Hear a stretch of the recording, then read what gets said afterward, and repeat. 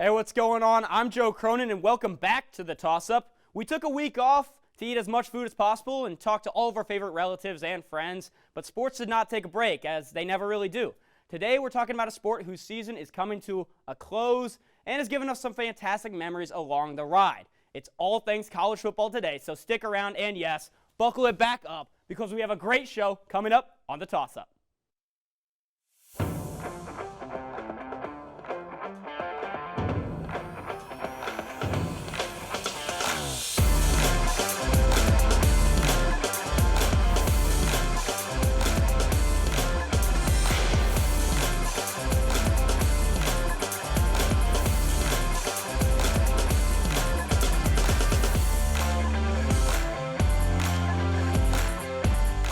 Whether it is Connor Stallions illegally looking at my notebook, Coach Prime taking things personal, or Jimbo Fisher causing the largest buyout in the history of college sports, this college football season has been electric.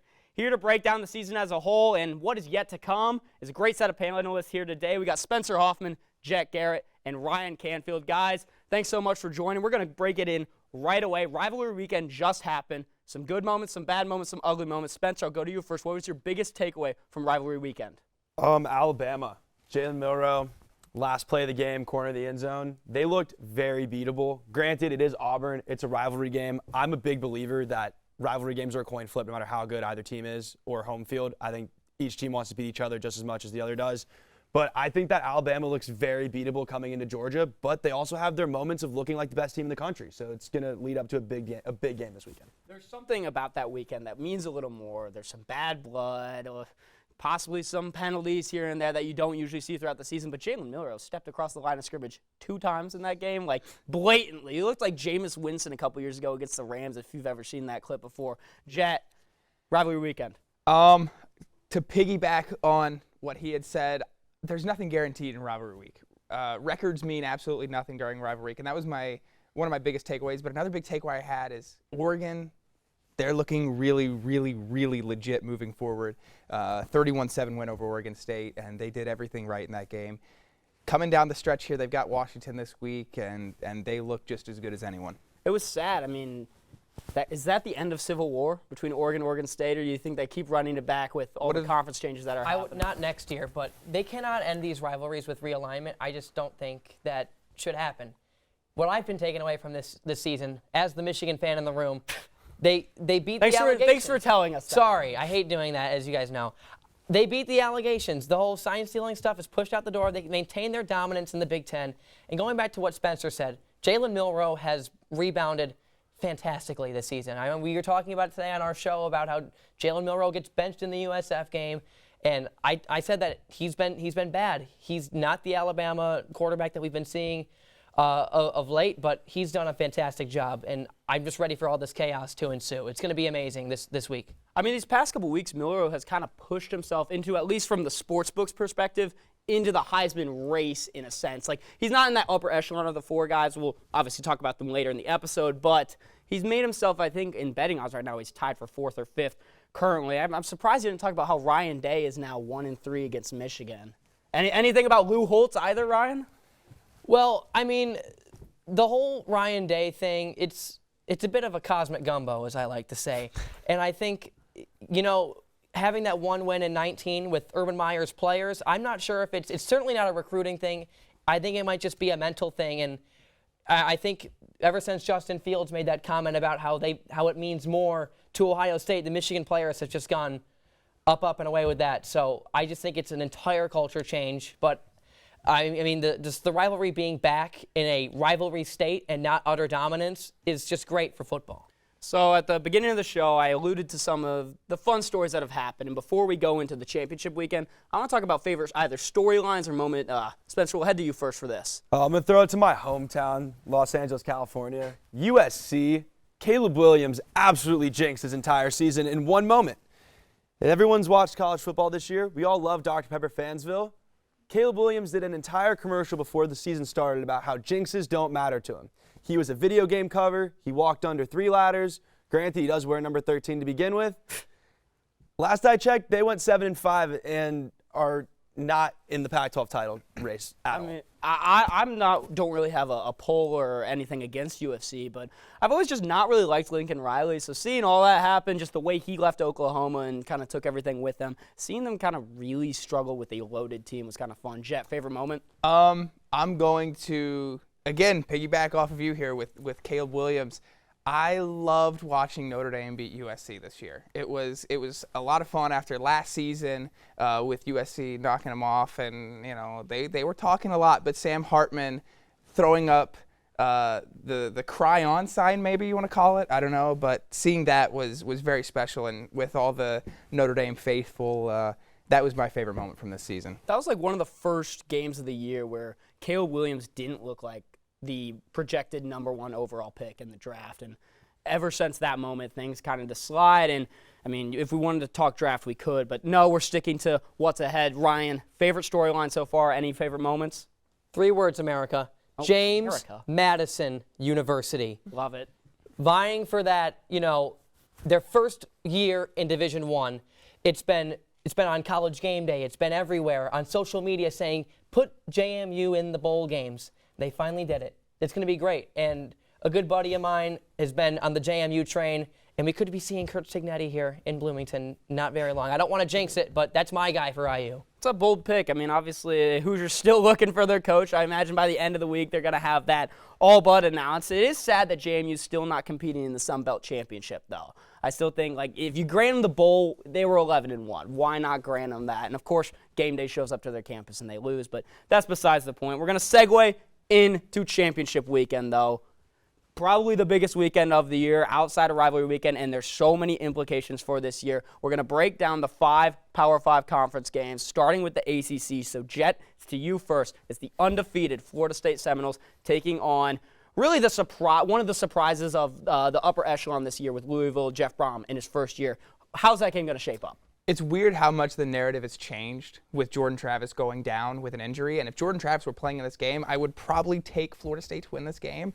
I really just think that Louisville is going to knock off the Seminoles and eliminate them from college playoff contention. I think that Florida State, even with a win here, they're not guaranteed the playoffs. I really would not be surprised if the committee passes up on them with Jordan Travis being hurt. But looking at this game, I look for Jawar Jordan, running back for the Cardinals, to have a really good game. Florida State doesn't have a great run defense.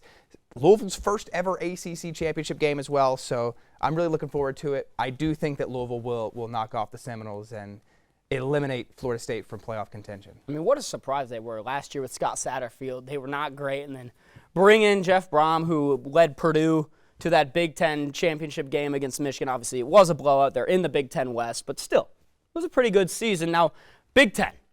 This is a funny one in a sense. It's Michigan, Iowa. Iowa has been, and they are ranked 123rd in the FBS for total points per game. Yet their defense is top 10 in the nation. They are weird. Brian Ferentz is probably getting canned at the end of the year. Kirk Ferentz just runs a weird system over there, Ryan. Michigan, Iowa at Lucas Oil Stadium. What's happening? Well, with this, I think this is a big-time test for Michigan to get a preview of a dominant defense before they go to the playoff. Now, Iowa's defense isn't as fast as Georgia's or Oregon, but they got some tough dudes that know how to play ball. And if there was no Harbaugh suspension leading Sharon Moore to the Royals Award, Phil Parker should have totally gotten the nod. But if Iowa wants to win this game, they'll have their playmakers play the best they've been all season. I'm looking at Joe Evans, Sebastian Castro, Xavier Wampa, and then for Michigan, you got to get J.J. McCarthy on the right track. He's been a little slow with the injury looks, and then he gets his coach back. He gets Harbaugh back on the sidelines, and then I need to see some explosiveness from the running backs, Donovan and Blake. Both coming off of injuries last year, into this year. They've kind of skipped a beat, but they need to get back on the right track before they go into the postseason. So I'm looking for a really good game.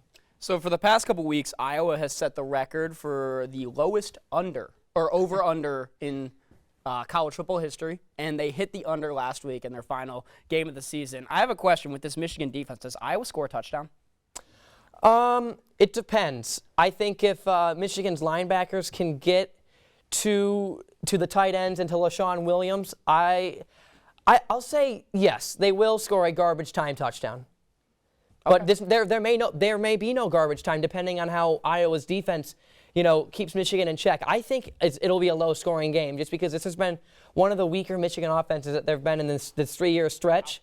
But yeah, so we'll see what happens. It's going to be a good game. I think it'll be a competitive game for 3 quarters. This could be one of the sleeper conference championship games, and that leads us to the Big 12, where Oklahoma State head coach Mike Gundy has the chance to do the funniest thing to the 2 teams that are leaving, beat Oklahoma earlier in the year in Bedlam, and now has a chance to send Texas completely out of any playoff hopes with a loss. What are your thoughts, Texas, Oklahoma State? So this is the first time since Sam Ehlinger led the Longhorns to the Sugar Bowl championship that Texas is in control of their own destiny to get into the playoff. You have to win that game on Saturday. They outmatch Oklahoma State at every single position on the field. Only issue I have, Texas, and this is the only championship game where this matters. This is 2 teams that are playing that are not going to be in the same conference next year. Texas moving to the SEC, does the Big 12 want to risk their champion leaving the conference? And if you're Oklahoma State, how good will you feel to spoil everything that Steve Sarkisian and the Longhorns have worked up to this season? It'll be one of the funniest storylines of the season that hasn't already happened with, the Michigan sign stealing and, of course, Jimbo Fisher, him getting fired. Tom Allen. That was almost expected after these past couple of seasons. We don't need to keep that going. But to wrap up our conference preview, want to move to SEC. Want everyone to kind of give a chance to talk about this one. Some big implications on the line. Alabama, Georgia meet again. Powerhouses, and yeah, I guess just break it down. Spencer, you want to take the...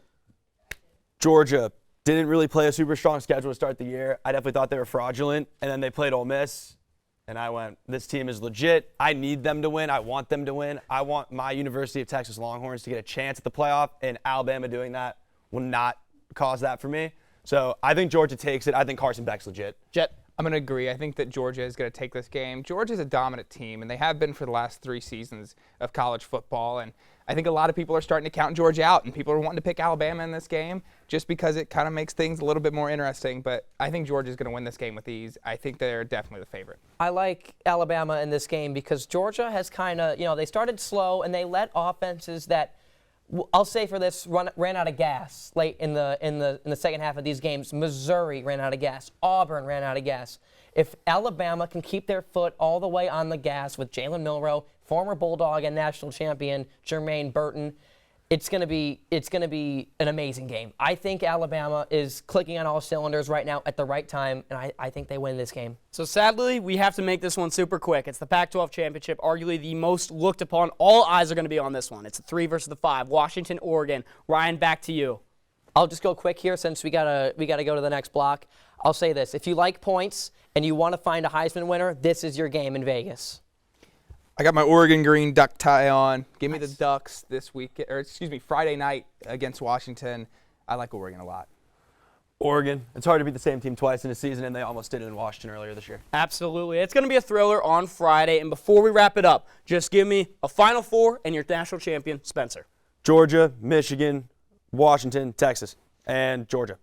I'm going to go Georgia, Michigan, Oregon, Texas, Georgia, Oregon in the national championship game where Georgia wins. If I have to stay with my Alabama pick, I'm going to go Michigan, Alabama, Texas, and Oregon. And I think Oregon takes it. I really do. I have to beat the bias here. I think Oregon is just the most physical, high-flying team. They are. Oregon looks good. Up and down on their offense, they look very solid. But coming up after the break, we talk about the most coveted individual award in college sports and have a special game to play as well. So don't go anywhere.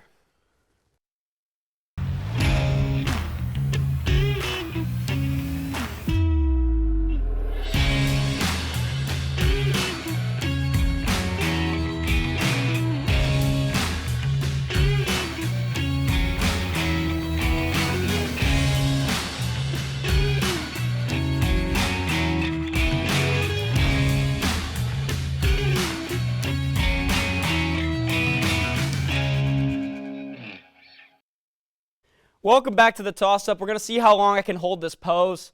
Not really. I don't want to do that. That's boring. But it's time to talk about the Heisman. That's important. This race has been really fun, and I think it's flown under the radar. I think there are really good options anywhere you go for this. So it's important to pick a winner. Obviously, we're not the ones selecting this, but why not talk about it a little bit? Ryan, we'll go to you first. Who's winning the Heisman?